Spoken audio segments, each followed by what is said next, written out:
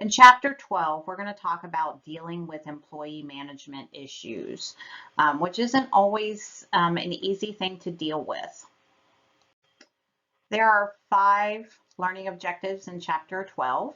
The first is trace the history of organized labor in the United States. 2, discuss the major legislation affecting labor unions. 3, outline the objectives of labor unions. 4, describe the tactics used by labor and management during conflicts and discuss the roles of unions in the future. And finally, 5, assess some of today's controversial employee management issues such as executive compensation, pay equity, sexual harassment, child care, elder care, drug abuse, drug testing, and violence and bullying in the workplace.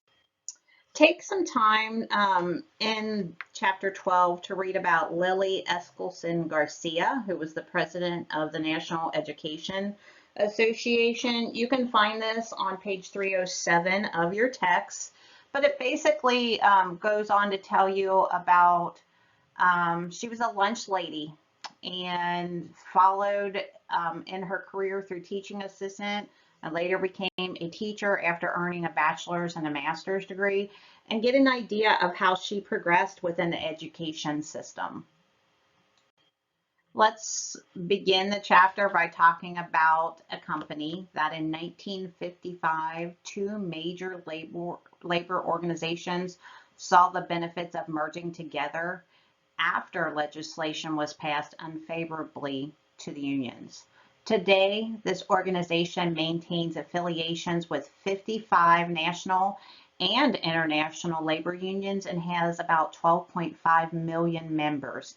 Can you name that company? It is the AFL-CIO, and we'll probably talk about that later when we address unions as we go through the slides. Unfortunately, the relationship between managers and employees isn't always trouble-free. Management's responsibility to produce a profit by maximizing productivity sometimes means making hard decisions which aren't always popular with employees. Employees have been long concerned about fairness, income equality, and workplace security. Like other managerial challenges, employee management issues require open discussion, goodwill, and compromise. This chapter, we're going to talk about several key workplace issues that impact a manager's job and the workplace environment, like unions, executive compensation, pay equity, sexual harassment, child care, elder care, drug abuse, drug testing, and bullying and violence in the workplace. We're going to talk about labor unions of yesterday and today. A labor union is an organization for employees which has the main goal of representing the rights of an employee. And those rights are protecting employees from intolerable work conditions, unfair treatment. Also, unions, over, I don't even know, the last few decades have lost economic and political power because the memberships declined. Many of the benefits that workers enjoy today are due to the battles that unions have fought over the past 100 years. Little over 100 years ago, the average work week was 60 to 80 hours a week compared to a 40-hour work week is now, which was a direct result of a union. Now there's lots of laws in place that really protect workers, but in some organizations, they still find active unions there representing employees. We often think of union members as workers in a private sector, such as construction and manufacturing. In fact, public sector labor unions, those employees who work for government, such as teachers, firefighters, officers, comprise of about 7.1 million of the 14.6 million workers in labor unions.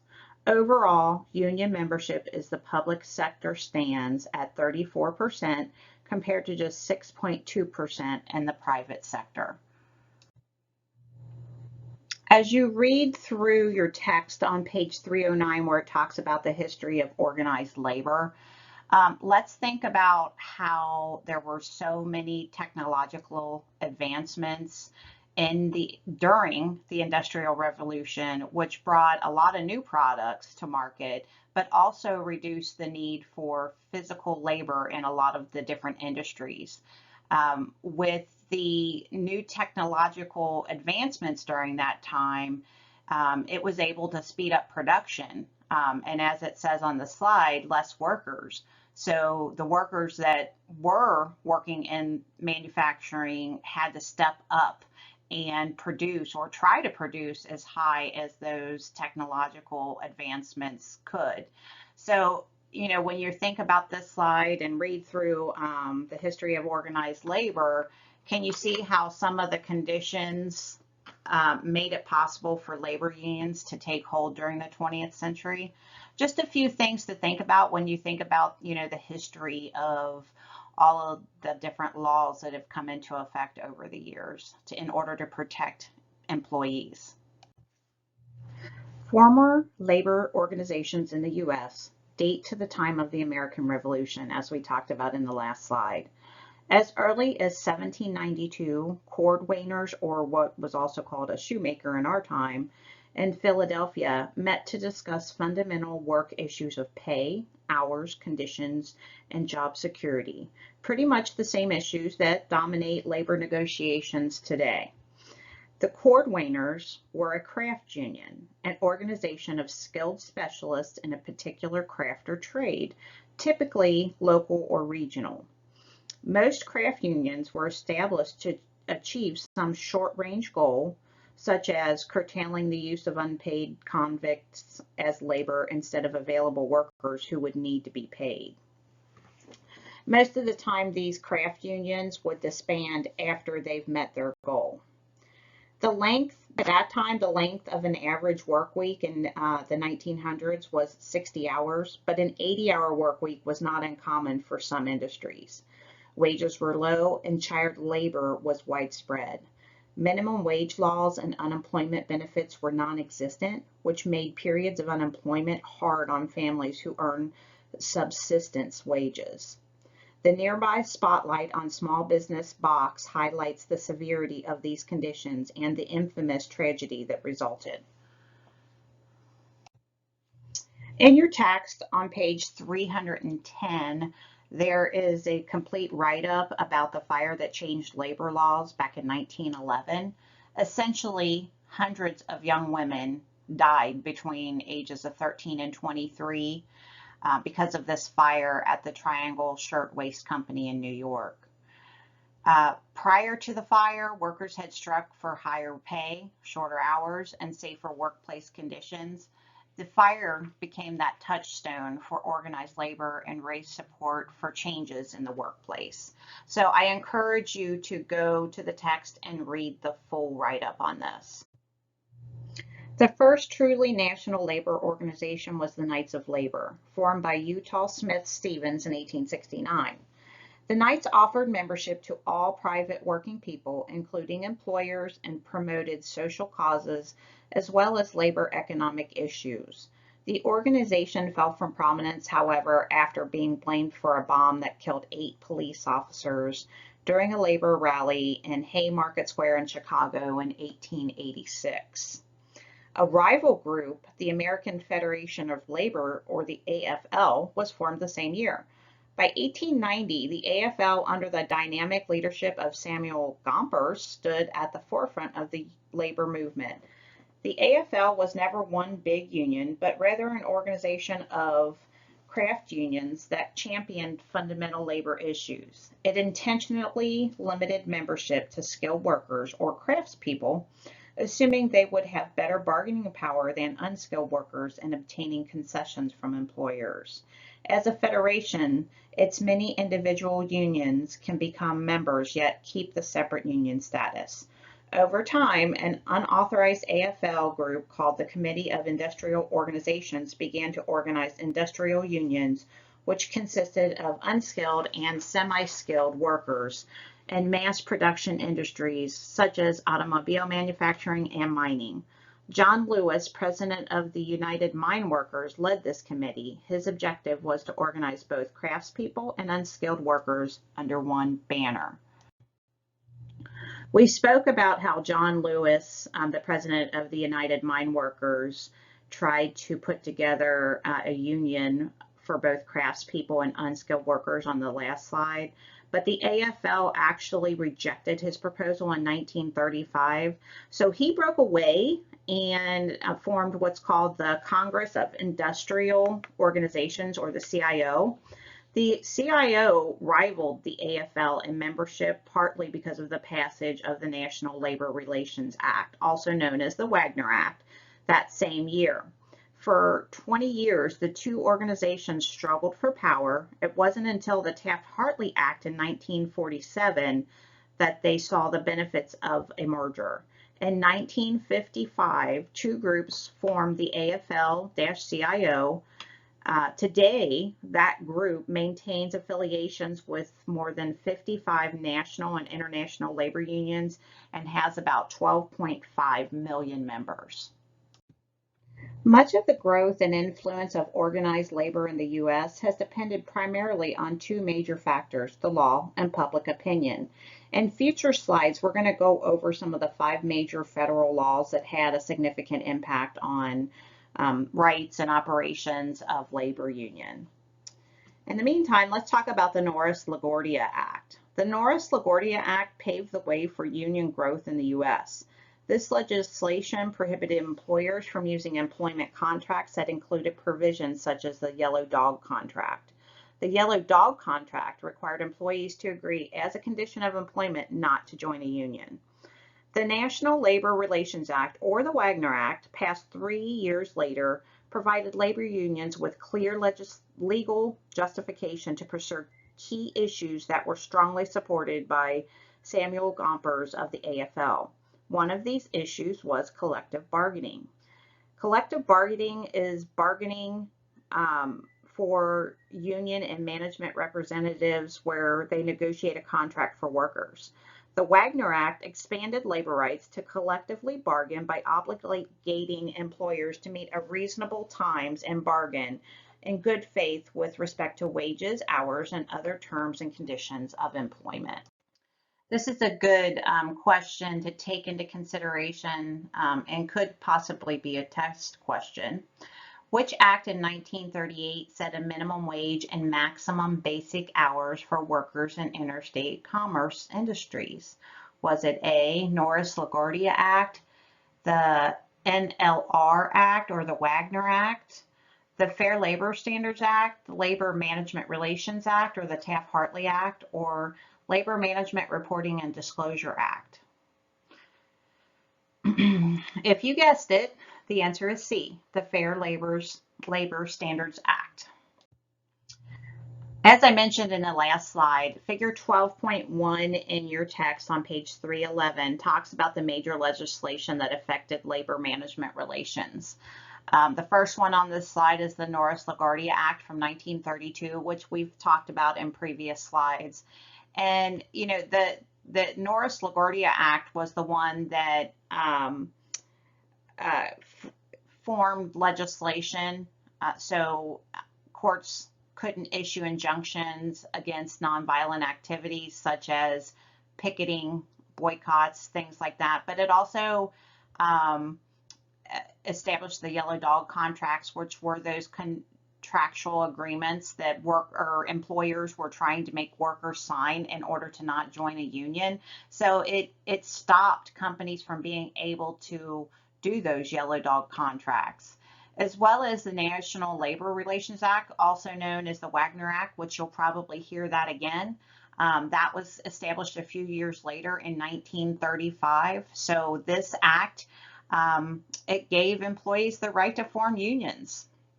It also allowed them to collectively bargain through their representatives in the union and to engage in strikes and picketing and boycotts and so forth.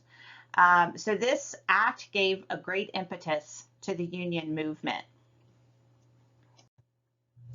Going on with that major legislation that you can see on page 311, figure 12.1 in your text, we also have what was called the Fair Labor Standards Act of 1938. And Essentially, this one set the minimum wage and maximum basic hours. So the 40-hour norm that you would see today, or even laws around overtime, this is what helped the U.S. get to those standards. So that way, employees weren't getting abused and forced to work. So they had no time to relax and, get ready for their next day.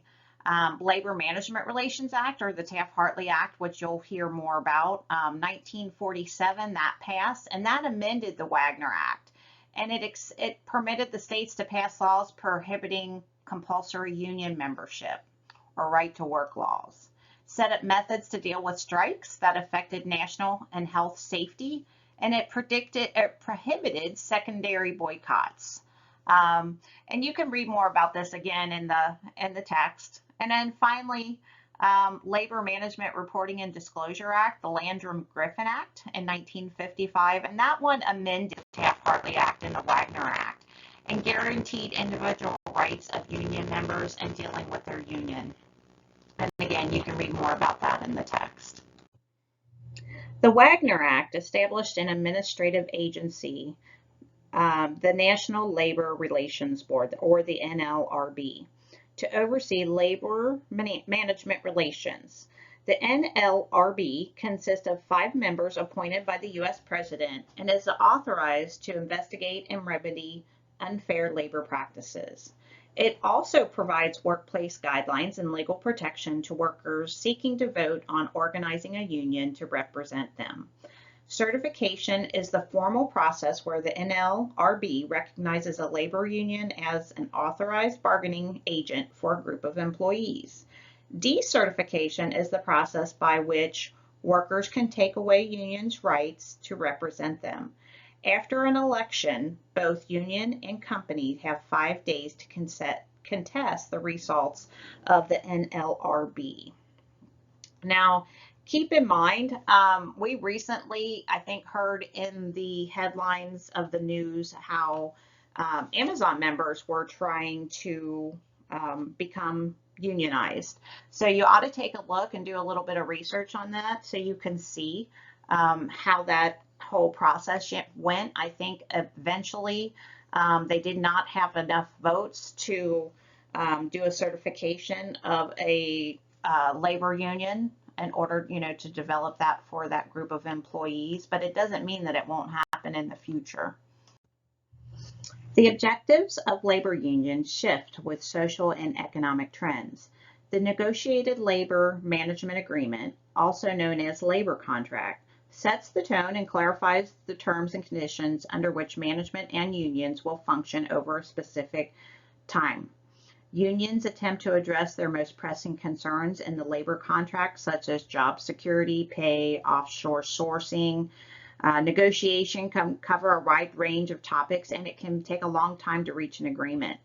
In the next slide, and then also in your text on page 312, figure 12.2 lists all the topics that they typically negotiate during these kinds of agreements.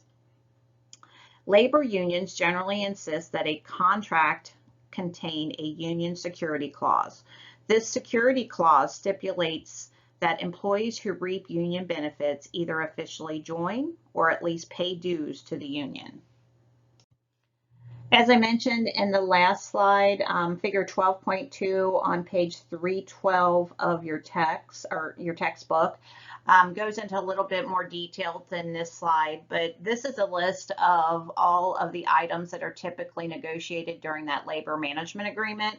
So as you can see, it also goes through management rights, union recognition, all the way down through wages, hours, and work time policies, and then as far as employee benefits and health and welfare. So if you want to read a little bit more about that, again, page 312 of your text.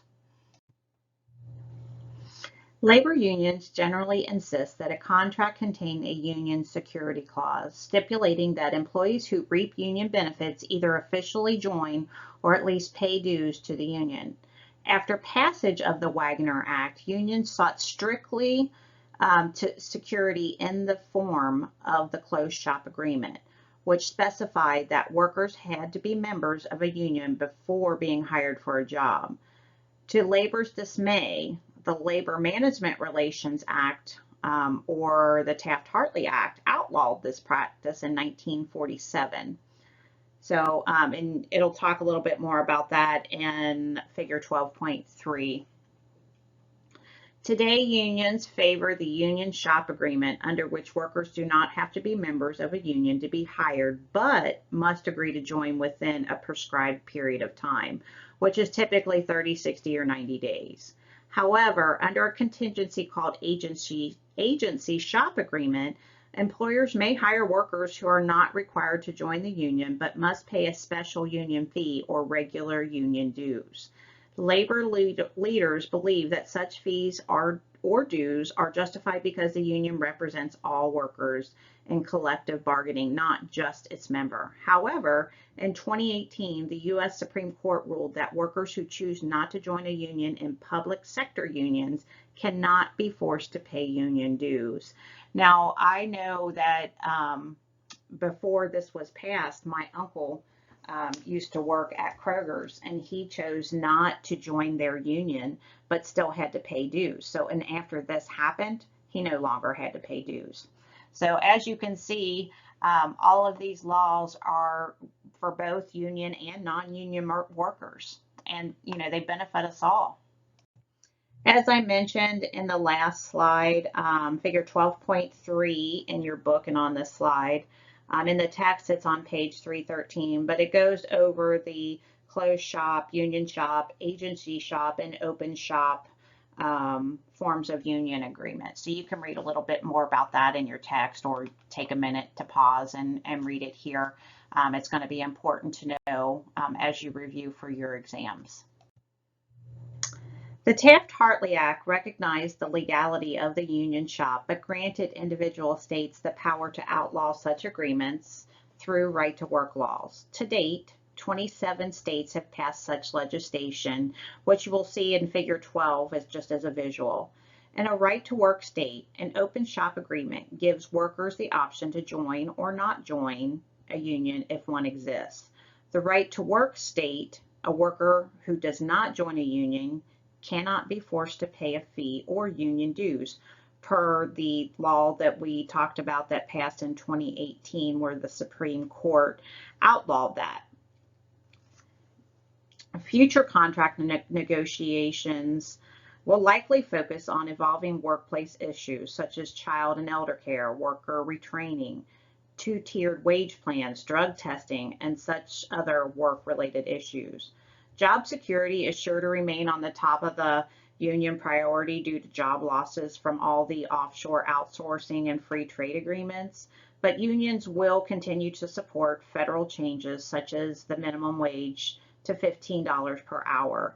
As you've probably seen in the news, there's been a lot of critics to these proposals, mainly because the unions feel like if the more they increase the salary, it really would price out some of these low-skilled workers to where they won't be able to find job, and then you'll see unemployment increase.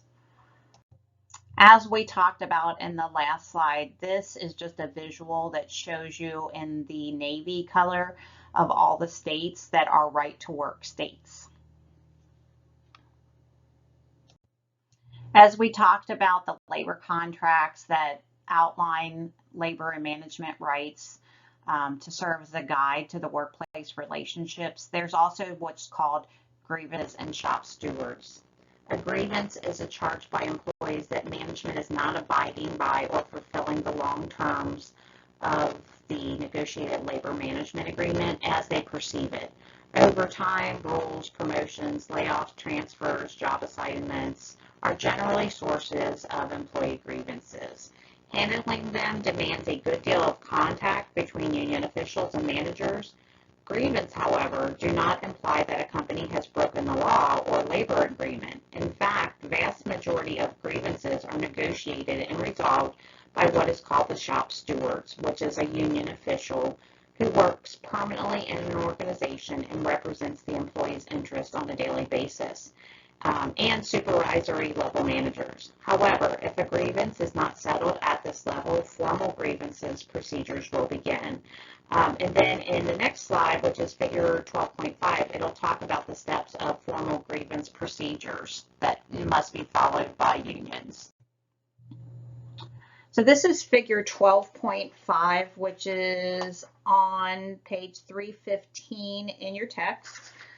So if you want to look at it a little bit more in depth, but you should be aware of this grievance resolution process. The grievance process may move through several steps before the issue is resolved. At each step, the issue is negotiated between union officials and managers. If no resolution is achieved, again, an outside arbitrator may be mutually agreed on. If so, the decision by that arbitrator is binding and legally enforceable. So on this slide, you can see at the top where the arbitrator or arbitration panel would make that final decision. But below it, it goes through all of the steps. So at the very bottom, you see where the employee makes their grievance to the union shop steward, where they might negotiate an outcome with the supervisor. But if that goes okay, then the supervisor might go up to the labor relations manager, through the plant manager and the corporate officer, all the way up through the arbitrator. But then the union steward has their ways of making it up the chain as well. If they can't get a resolution from that supervisor, they can go up to the local union business manager, up through the union grievance committee, and so on. And they can actually go through the same levels as the supervisory manager does too, just to show that they are going through all of the the right steps. So anyway, take a look at that. Be aware, you don't have to memorize it, but it's important to know that if we don't get things worked out at the levels below the arbitrator, then you can go up there for a final decision, unbiased decision at that. So as we talked about those steps in figure 12.5 on the last slide about the grievance resolution process, let's talk about the mediation and the arbitration. During the contract negotiation process, there's generally a bargaining zone, which is the range of options between the initial and final offers that each party will consider before negotiations dissolve or reach an impasse. As labor and management negotiators aren't able to agree on alternatives within that bargaining zone, a mediation might be necessary. Mediation is the use of a third unbiased party called a mediator, who encourages both sides in a dispute to continue negotiating and often makes some suggestions that might help resolve the matter. Keep in mind that mediators evaluate facts in the dispute and they make suggestions. They don't make decisions. Elected officials, both current and past, attorneys, college professors, all serve potentially as a mediator in labor disputes. The National Mediation Board can provide federal mediators when requested in a labor dispute. And you might, those sports fans out there, you might remember that both the National Football League and the National Hockey League use the assistance of a federal mediator before agreeing to new contract talks. A more extreme option to be used to resolve conflicts is arbitration, an agreement to bring in an impartial third party, a single arbitrator or an arbitration panel to render a binding decision in a labor dispute. The arbitrators must be acceptable to both labor and management. You may have heard of professional baseball players filing for arbitration to resolve contract disputes. If labor management can't reach an agreement through collective bargaining and negotiations break down, either side or both may use specific tactics to enhance its negotiating position and perhaps sway public opinion. Unions primarily use strikes and boycotts, as well as pickets and work slowdowns.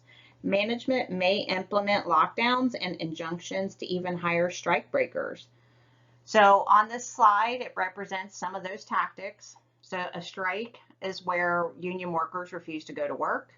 And then the purpose of that is, from the workers' perspective, is to get an impasse on collective bargaining. Then there's also, as far as the strike goes, under that is the cooling off periods, when the workers in that industry return to their jobs while the union and management are continuing to negotiate. So sometimes when you see that, it's, people can't afford to be off, because I mean, if they get paid anything, it's very little during a strike. So that cooling off period is just a way to, kind of, it's a little bit of give and take between the both employers and people of the union. Then the primary boycott, and that's when the union encourages both of its members and the public not to buy products of the companies that the unions work at. And then the secondary boycott is that attempt by labor to convince others to stop doing business. So like vendors and other firms that might buy these projects. However, that secondary, when the firm is subject of the primary boycott, it's prohibited by the Taft-Hartley Act, that secondary boycott is. A few slides ago, I talked a little bit about taking a look out on the internet to see more information about how Amazon employees tried to form their own union because they didn't feel like they were getting adequate protection during the pandemic. Do you think, though, if there was a strike, that it may have helped Amazon employees get the kind of protection they needed if they were already unionized? I mean, maybe. I don't know. It probably would depend on how, the union organizers and the stewards, whatever they were able to negotiate, between the union and the company itself. But take a look a little bit more about that. I mean, like I said, if you're interested, go out and look on the internet and see, some of the issues that the workers felt like they needed protection from. I'm sure some of it was lots of hours, because Amazon was literally the only place that you could get stuff from, because you weren't allowed to leave your home during the pandemic. So take a look at that. If you have questions or trying to rationale, why certain things may have happened the way they did, definitely let me know. I'd be happy to try to help you get through that. But I think it's interesting because Amazon does affect so much of our lives these days. In the previous slides, we talked about tactics that unions can take. Well, let's talk about what management can take. So one of them is called a lockout, which is the way that management might put pressure on unions by temporarily closing the business. We have also what's called an injunction. An injunction is basically a court order that makes people stop doing things that might be harmful to their business. So like some of those boycotts, might be something they might put an injunction on. And then also the strike breakers. So that's when management might hire some non-union employees to come in and do the job while they're waiting for the labor dispute to get solved. They're called scabs by union. It's important to remember that employers have had the right to replace striking workers since the 1938 Supreme Court ruling, but this tactic was used infrequently until the 1980s. I'm not really going to go into a lot on this slide. It's called Walking a Fine Line and is also in more detail in your text on page 317. But basically, what they're asking you to do is think about an ethical decision making when you might have a union that's on strike that affects, the grocery chain in your town, and how you might handle that situation. But take a look at it if you're interested, and think about how it might affect you. If you do need to shop, for food or whatever else in order to keep your family fed, or even work for that particular grocery store if there were strikers. We talked about lockouts as a way that managements have tactics in order to shut down operations when there's a strike, or when they're trying to come to a negotiation outcome. But this slide just talks about how the NFL players and owners conflict resulted in the owners locking the players out of team facilities for months. Just think about what that affects, not just the professional athletes, but the sports fans and all the people that make money off of those NFL games. I mean, so we're talking about local cities when they have games, the amount of money they make from the fans coming in, maybe buying team paraphernalia or going into their restaurants and eating, things like that. So just think about how these lockouts could affect everybody, not just those sports professionals. Both public and private sector union members now face challenges as they try to maintain remaining wage and fringe benefit gains achieved by past negotiations of unions. So in order to grow, a lot of these unions will need to include the white collar female and foreign born workers in order to get equality for pay. Because there's a lot of issues regarding inequality there. They'll also need to organize an industry such as healthcare and IT, because especially after the pandemic, you can see how the health of people working in hospitals and other places really could have suffered with or could have been protected a little bit more if unions were there. They're going to take a greater role in training workers in the future and redesigning jobs and assimilating the changing workforce as we see things evolve. But you'll be able to read more about that a little bit more in your text on page 316. It does go into a little bit of detail there. But I mean, it's definitely worth the read to go through and read some of that stuff. On the next slide, we'll go through just a brief visual about membership in each state and unions. This slide is figure 12.6 on page 317 in your text. But just take a minute to visualize the union membership by state. As you can see, the green represents that 20% or more might be unionized, which is very few states anymore. So we're only looking at New York and Kentucky there. But then, you get to the 10 to 14%, which is states in blue, which you can see Ohio, Michigan, Minnesota, Montana, and so on. Our have union memberships at the 10 to 14.9, but then going down to 4.9 or less states that have membership, you're looking at some of the big South states of Georgia, South Carolina, North Carolina, Virginia, Texas, and Utah. So think about or do a little research to see why the membership by state might not be as high. It could have something to do with the type of work or manufacturing services that are provided in those states, like what are the highest types of jobs in those states that require more union membership. But it would be interesting to take a look at. Let's review. What are the major laws that affected union growth and what does each one cover? The major laws that affected union growth are: 1, the Norris-LaGuardia Act prohibiting employers from using contracts that forbid union activities and paved the way for union growth in the United States. The National Labor Relations Act, or the Wagner Act, allowed for collective bargaining and created the National Labor Relations Board. The Fair Labor Standards Act is a set the minimum wage and maximum basic hours for work.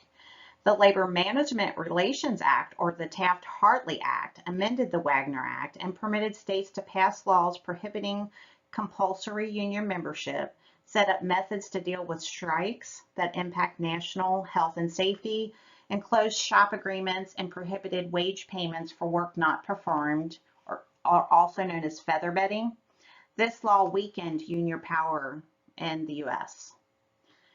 The Labor Management Report and Disclosure Act, or the Landrum-Griffin Act, amended the Taft-Hartley Act and the Wagner Act and guaranteed individual rights of union members in dealing with their union, such as the right to nominate candidates for union office, vote in union elections, attend and participate in union meetings, vote on union business, examine union records and accounts. The goal of this legislation was to eliminate union corruption. What do changes in the economy affect the objectives of unions? Unions and their objectives have frequently shifted with social economic trends.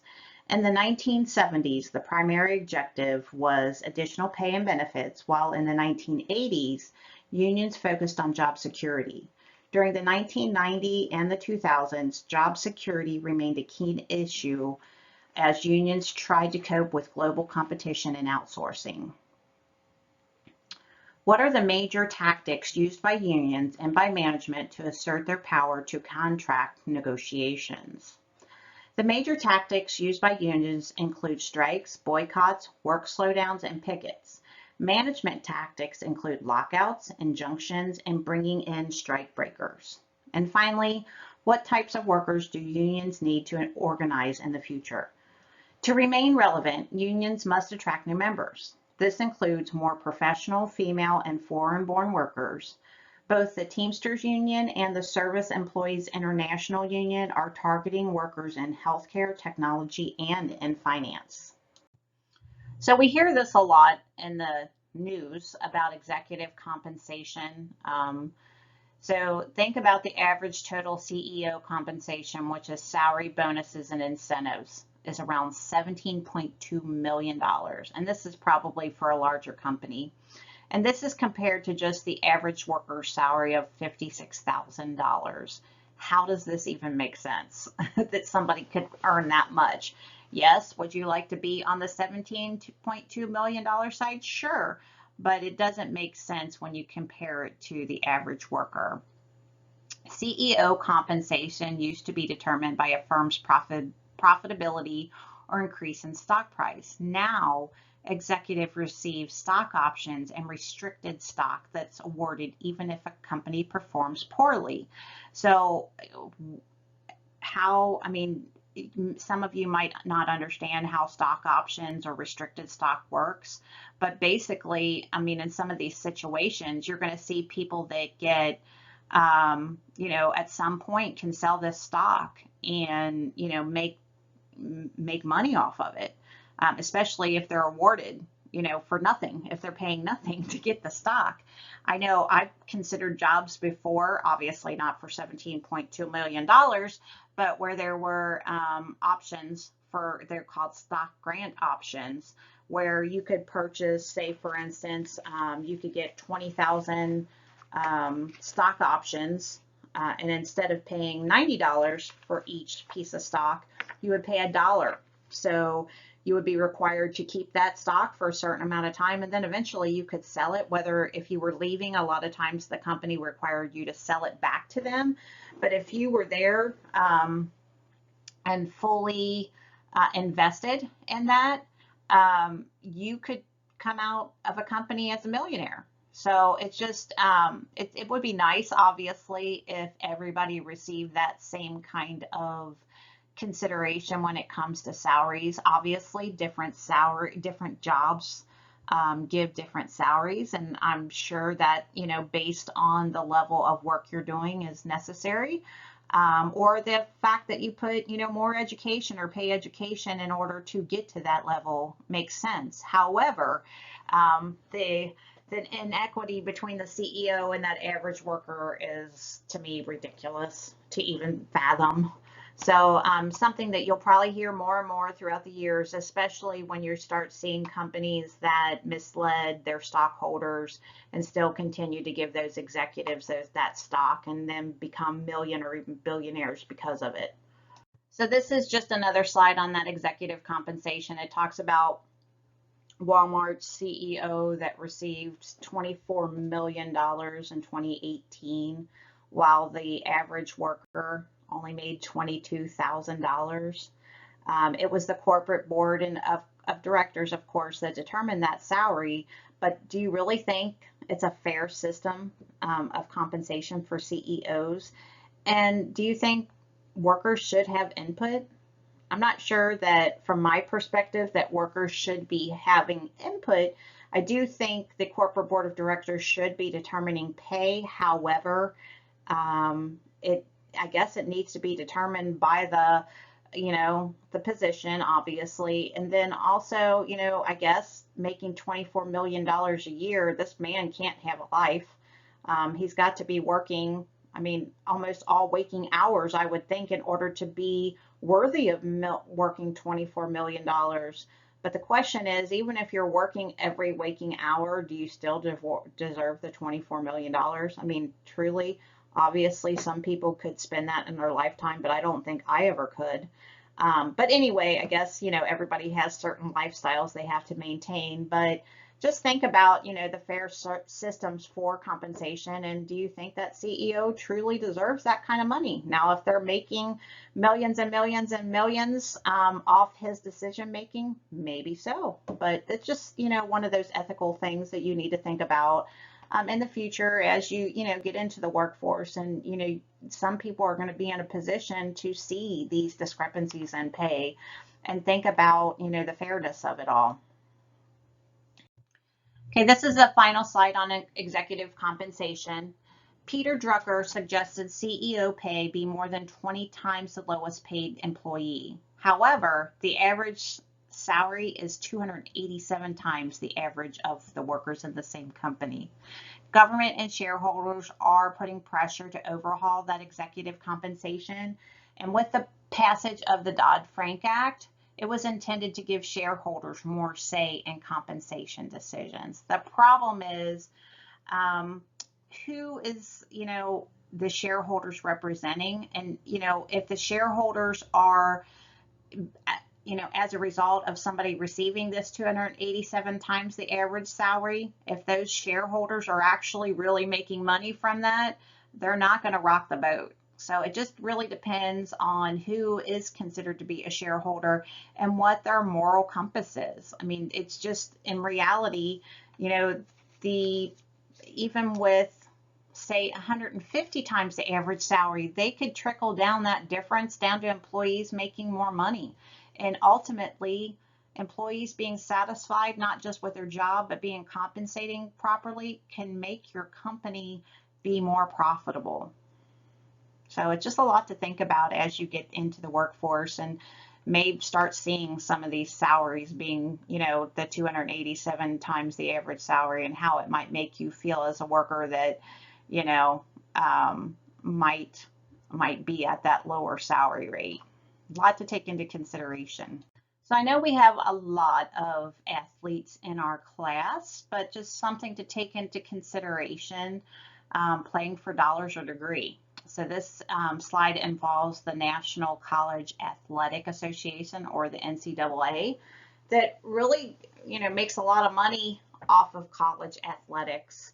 So, you might want to take a look farther into the actual article about playing for dollars or degrees, and that's on page 320 of your text, and get an idea for the kind of legislation that is being passed in California and may in other states regarding NCAA's ban on the players having agents and signing endorsement deals, to ensure that the players in the NCAA are being treated fairly.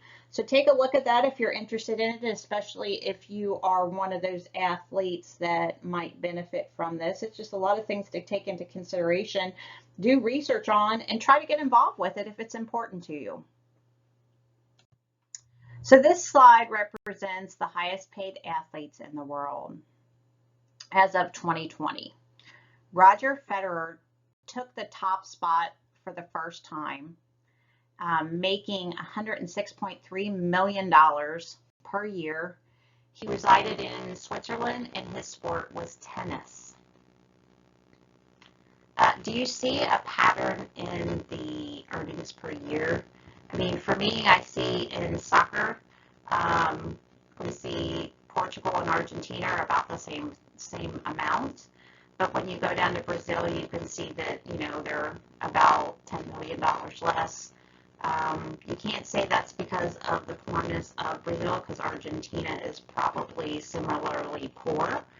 But if you go into the United States and look at basketball, LeBron James made $88.2 million. It doesn't seem like, it seems like he should be more, just knowing what we see basketball players compared to tennis. but obviously not necessarily. So, think about what these rates say about society values and what you think about it.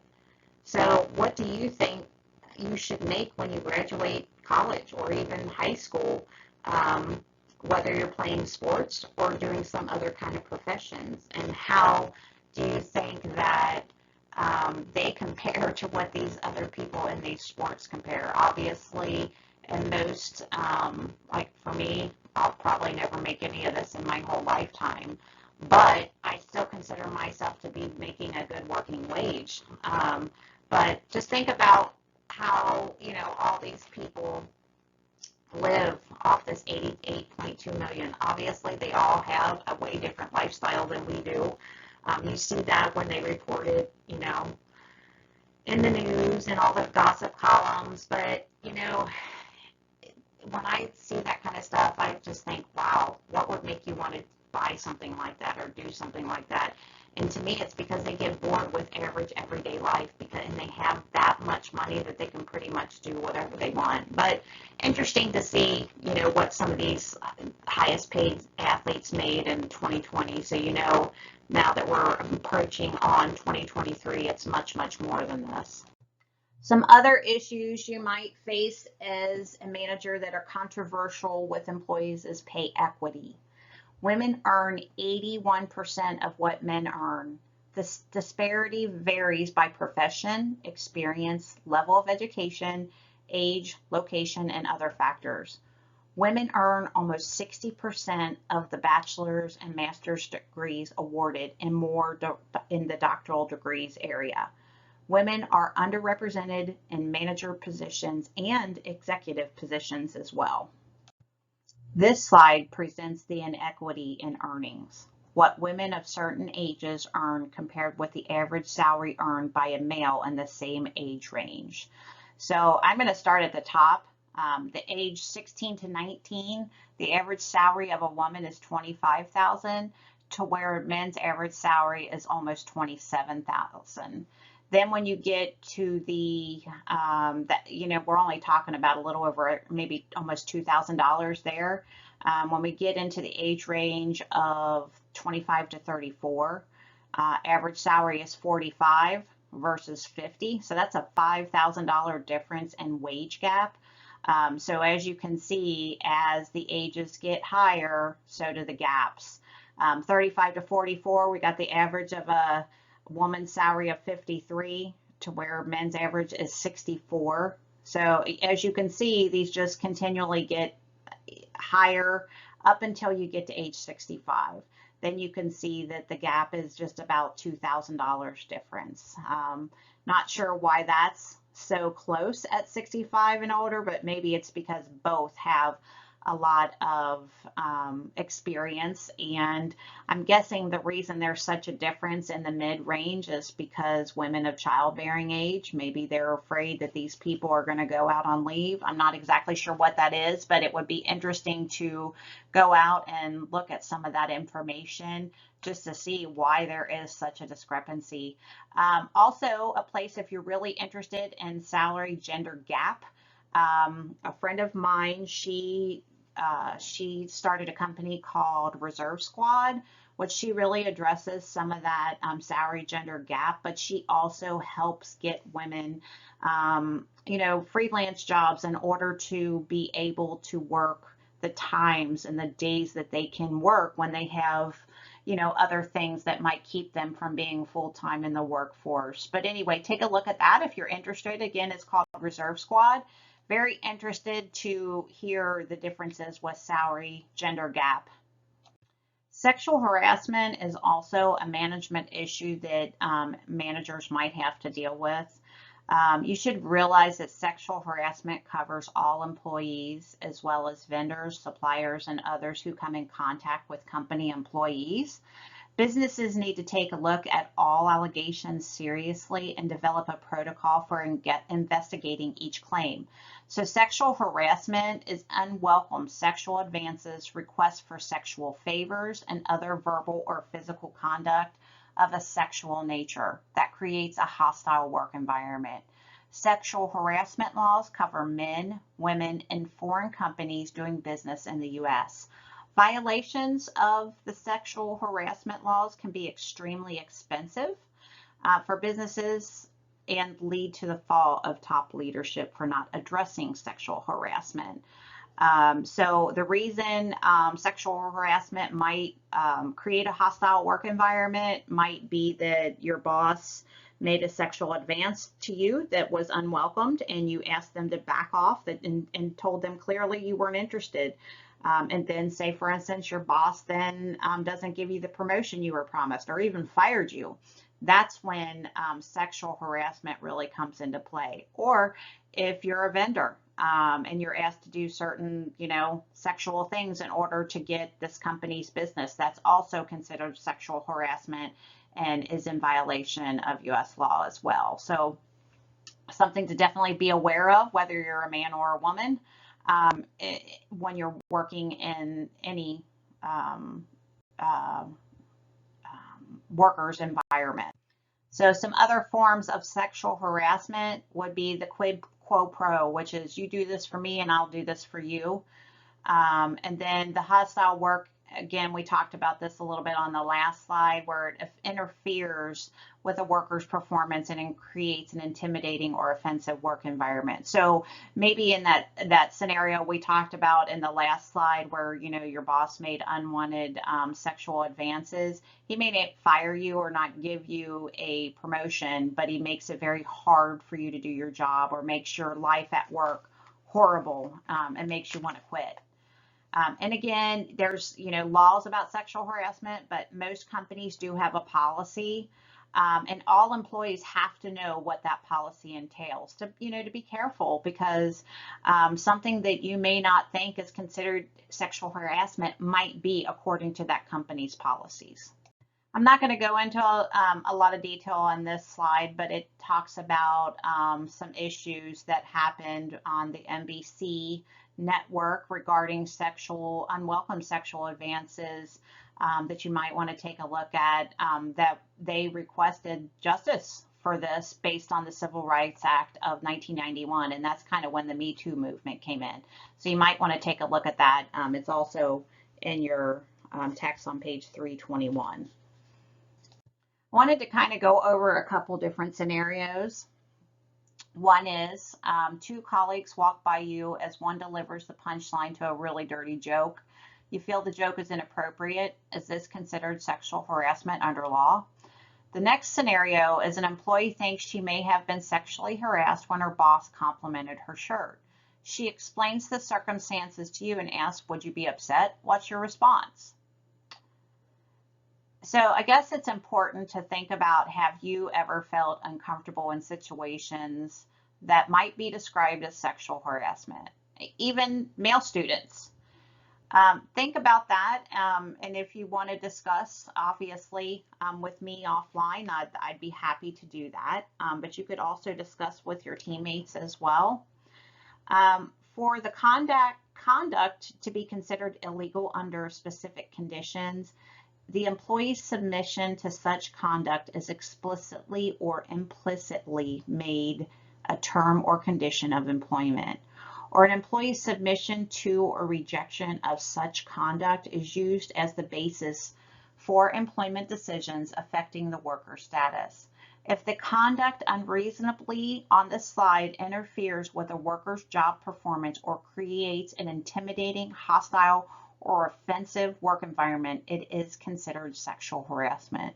So think about that when you are looking at these questions on the slide, because there could be many different scenarios and a lot more information that you might not find on these two examples of potentially having sexual advancement or sexual harassment. One of them is on complimenting the shirt. I mean, it could be as simple, and I do this a lot of times with my coworkers, as simple as, I love your top.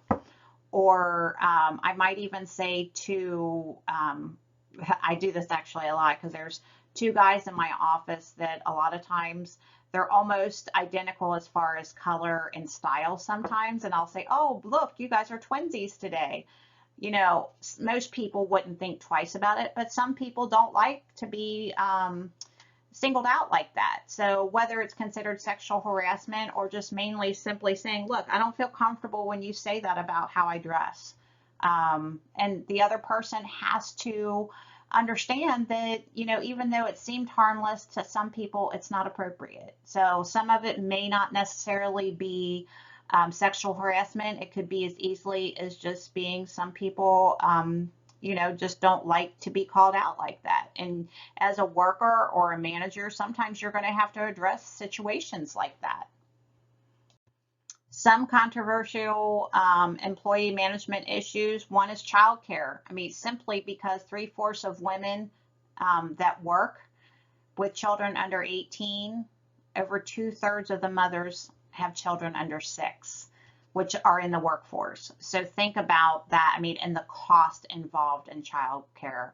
And then from a personal standpoint, not just the cost, there's a lot of related absences that cost businesses billions of dollars each year. Yes, these employees might have sick time that they can use for this, but it's still work that's not being produced, but yet you're paying your employees. So the big question is, from a, I guess a social responsibility perspective, who should be paying the cost of childcare?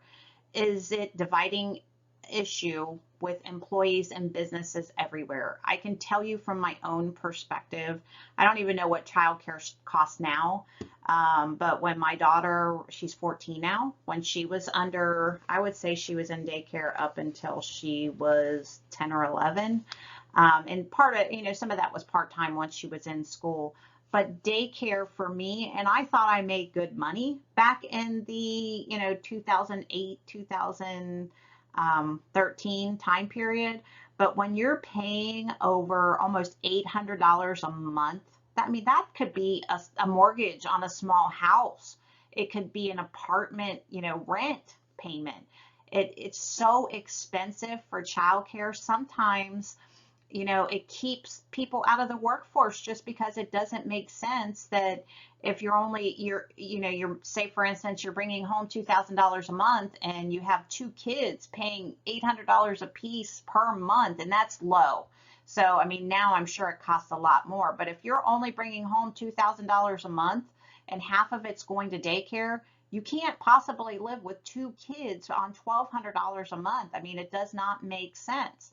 So, I mean, this is going to be, continual evolving management issues to have to deal with as potential new benefits for childcare, or whether it comes from the employer or the government. I think it's something that's definitely going to happen in the future if we want to be able to represent both genders in the workplace, female and male.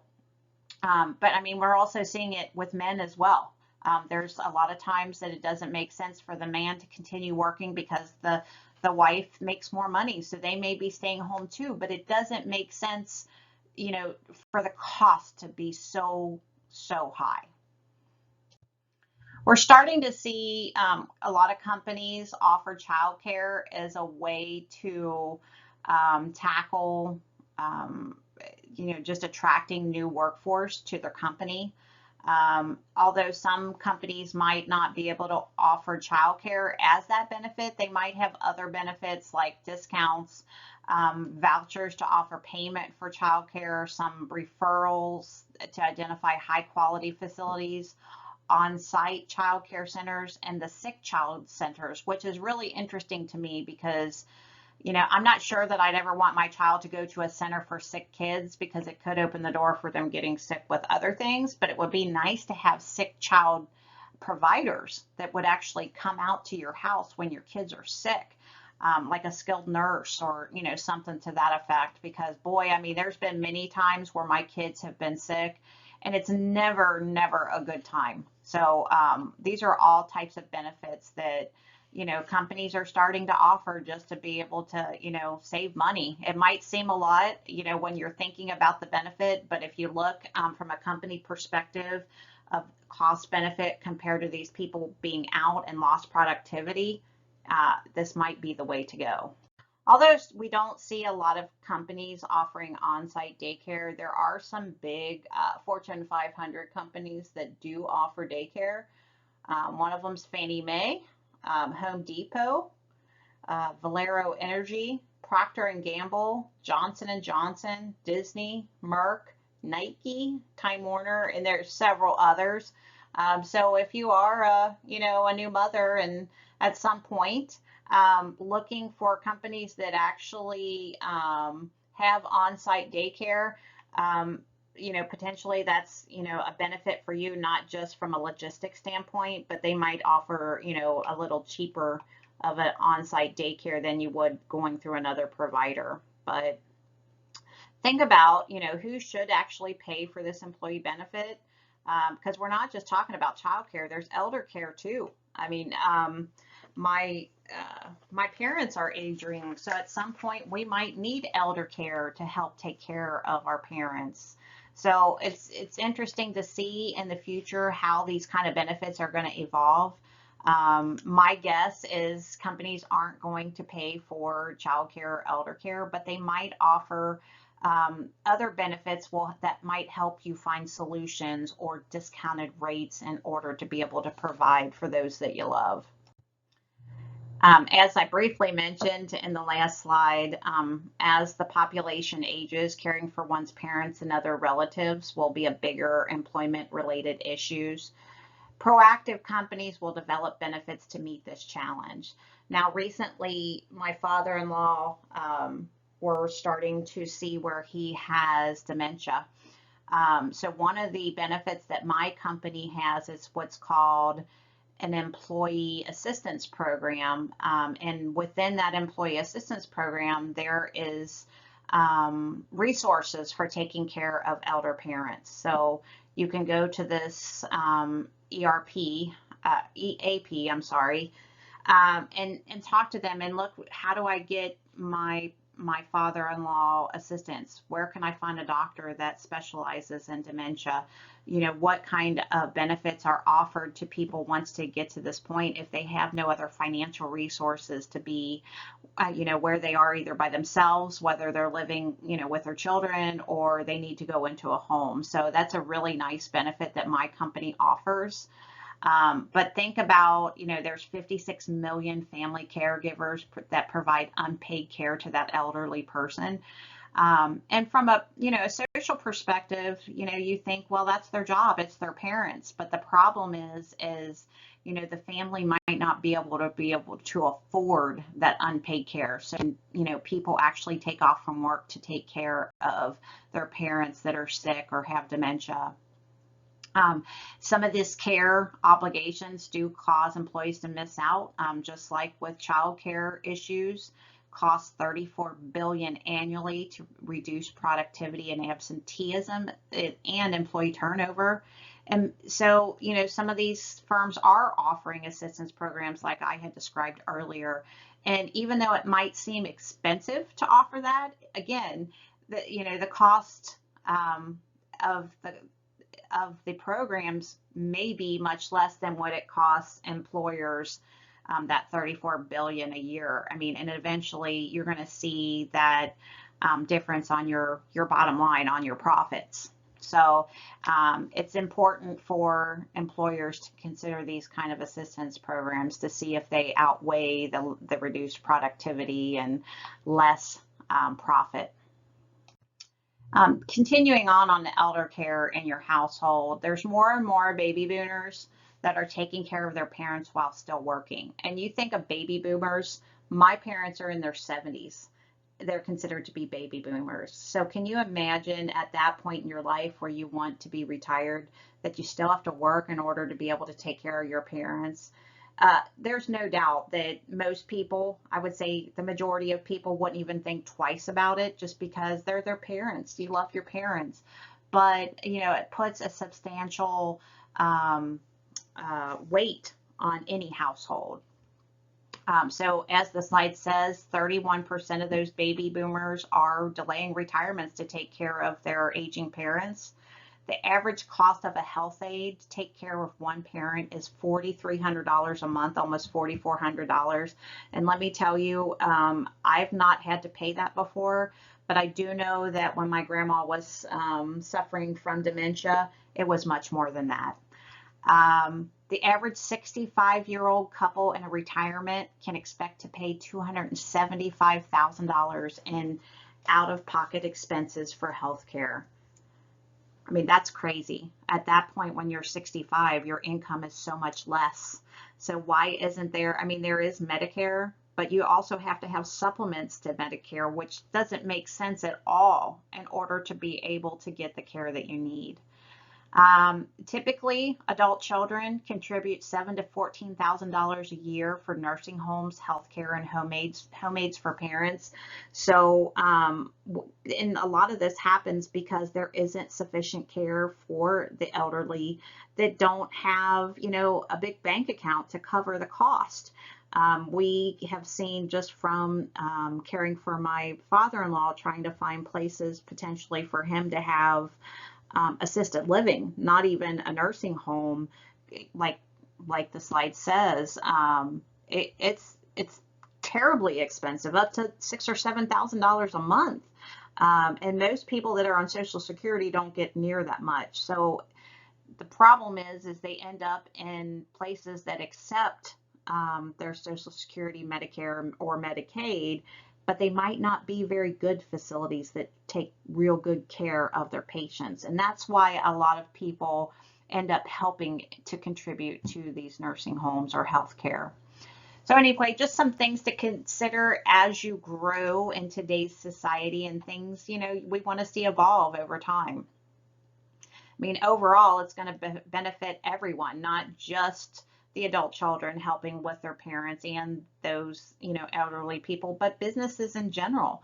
I mean, we've seen how in previous slides how much it costs in underproductivity when people have to miss work just to take care of their people. So it's just something I think that's eventually going to evolve into better care of our older generations. Other management issues that may come across are drug abuse and drug testing. Really kind of depends. It really actually doesn't discriminate any of the, drug and alcohol issues that workplaces experience. But alcohol is the most widely used drug, with 6.4% of full-time employees considered to be heavy drinkers. Over 8% of workers aged 18 to 49 use illegal drugs and are more likely to be the cause of accidents in a workplace. Drug abuse costs the U.S. economy $820 billion in lost work, healthcare, crime, traffic accidents, and other expenses. So with this in mind, a lot of the major companies, and this slide says 60%, now require tests for new employees. Now, I think when you think about 60% of major companies, it really depends on the type of company. Although drug abuse and alcoholism, once again, doesn't discriminate, you're going to see it more where, these drug abuse and alcoholism could cause workplace issues, or where you might see people dealing with patients to where it could cause problems with the care of patients and things like that. I know the company I work for, we do drug testing, but it's mainly with our employees that deal directly with patients. But that doesn't mean that it's not going to evolve over time to ensure that there is safety in the workplace. So as far as drug testing goes, it's not just workplaces that you see drug testing. It could be college level sports. It could be a lot of other places. But most of the time when you apply for a new job, it's going to clearly state that you're going to have to take a drug test. Also, when you go on the job, they're also going to have notices of illegal drug use is prohibited. So do you think that companies drug testing and providing notices like this is going to help reduce drug abuse in the workplace? Think about it. Even do research on it to see how this affects it. I know people that do drugs. Not that they're my friends, but I do know of people, and after conversations with some people over time, I know that some people just don't apply if they're going to have to take a drug test, just simply because they're not, they're not willing to change their lifestyle in order to work at a decent company. Unfortunately, those kind of are the kind of people that aren't going to get far in life. But on the flip side of things, you could see executives that have drug problems, and so it doesn't really matter where you are in the stage of your employment. You could still be a top executive CEO of a major company and still have a drug or alcohol issue. It just makes me wonder if some of these 60% of the major companies do just initial before you're hired drug tests, or they do it, throughout when you're working for a company. My guess is, depending on the type of job, most companies don't consistently drug test. But when you're dealing with maybe a manufacturing company, when you're dealing with heavy equipment, they might test a little more often because doing drugs or drinking alcohol while you're working could cause some major issues when dealing with this kind of manufacturing equipment where you or somebody else could get injured.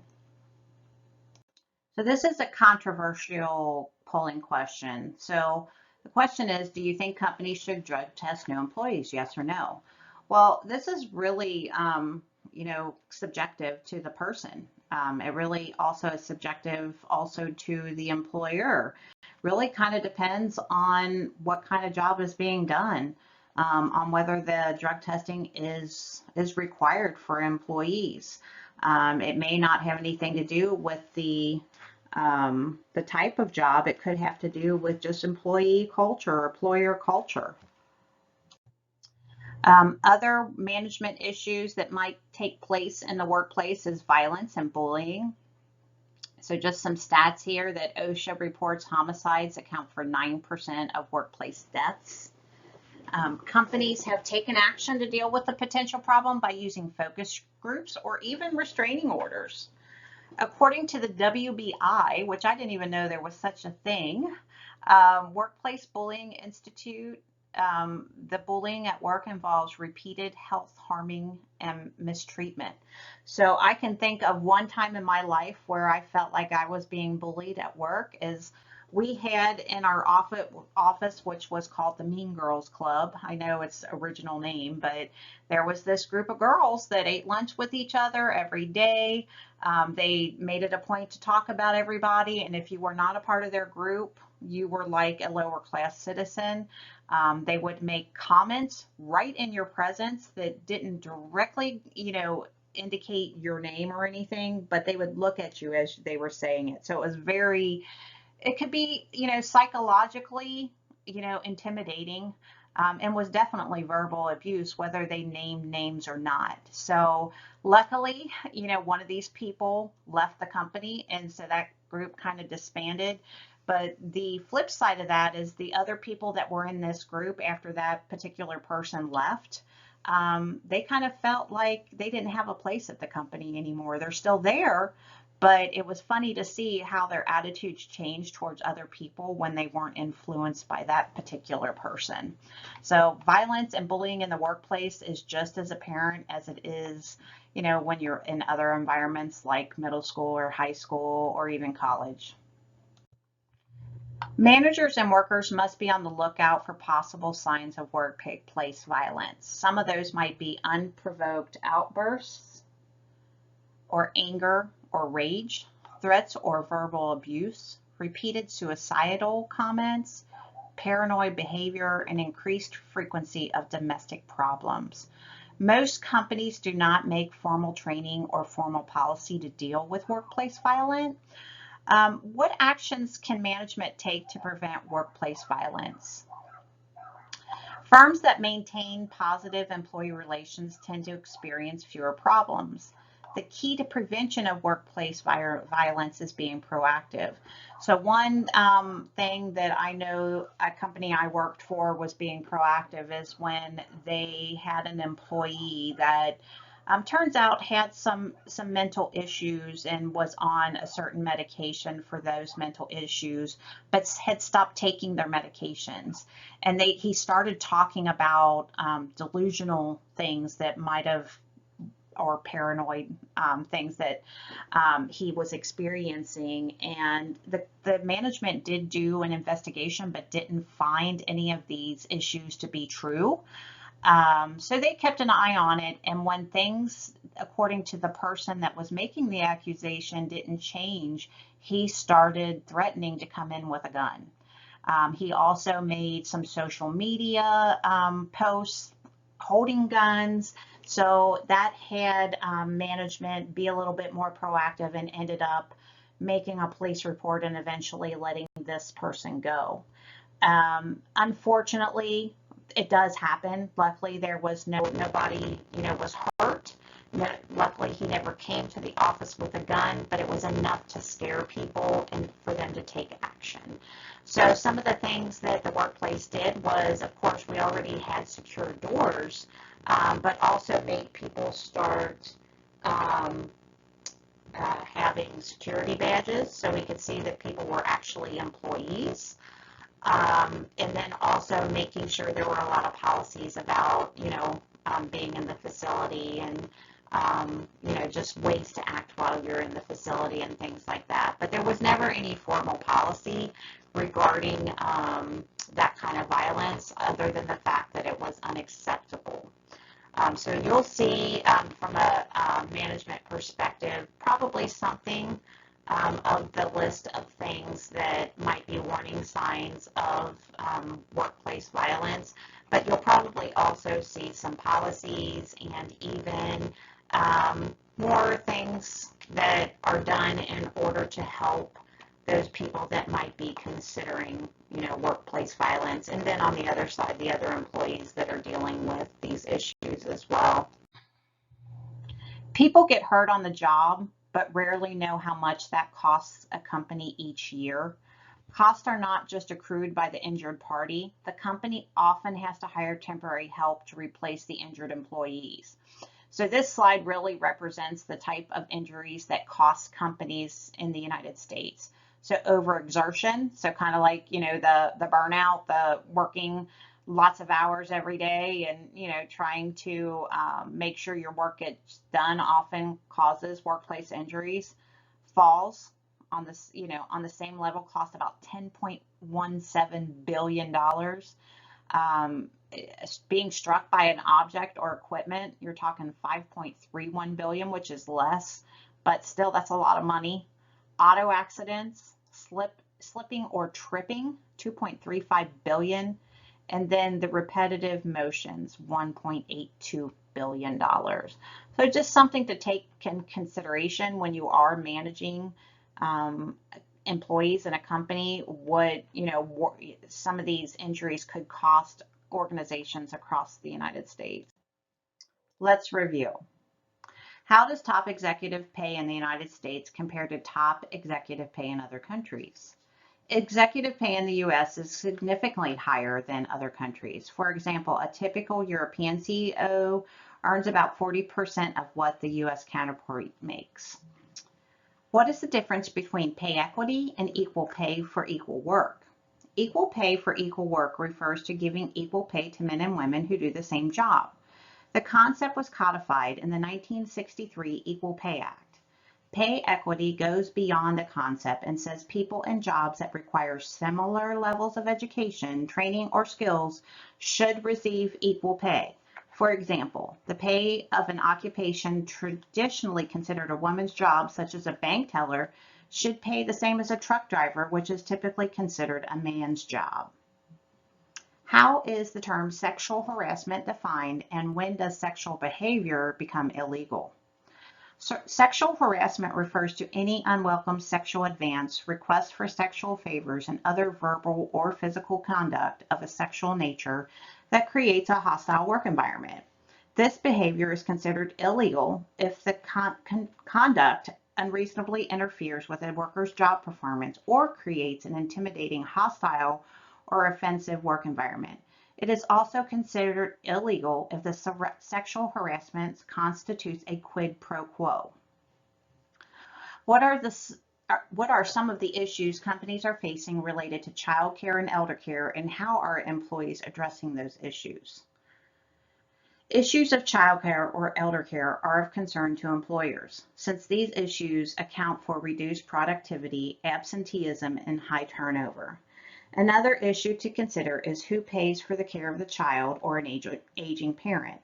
Companies are addressing these issues by arranging discounts at national child care chains, subsidizing payment for child care, developing referral services to identify high-quality providers of care, creating on-site child care centers or sick child care centers, offering health spending account allowances for workers to set aside pre-tax dollars for elder care expenses, and offering flexible work schedules.